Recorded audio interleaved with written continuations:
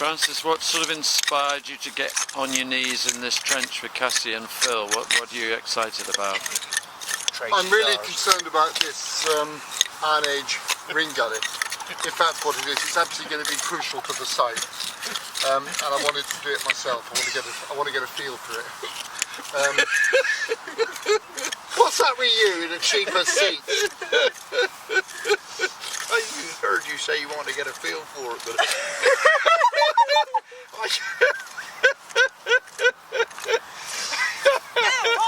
I had prefixed the answer of why you wanted to get into the trench with a different reply, which you clearly didn't hear.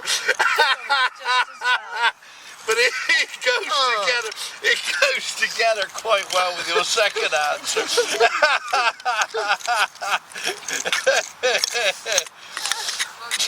If I may be serious, there's no substitute sometimes for actually getting in and doing something yourself. One of the You're things, sort of getting a feel for it. getting a feel for it.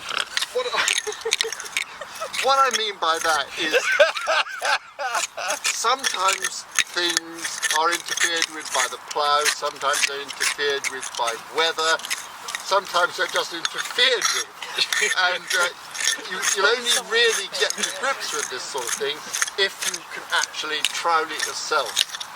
And I'm quite interested with the inner edge of this feature here, and along this part of the site here, because that's where we should be looking for walls.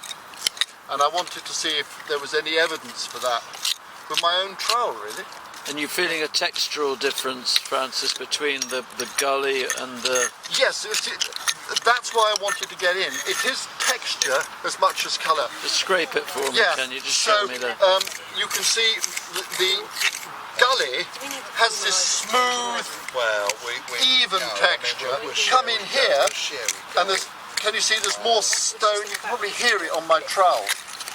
This is slightly stonier, and you come over here, and it's very much more, it's noticeably smoother.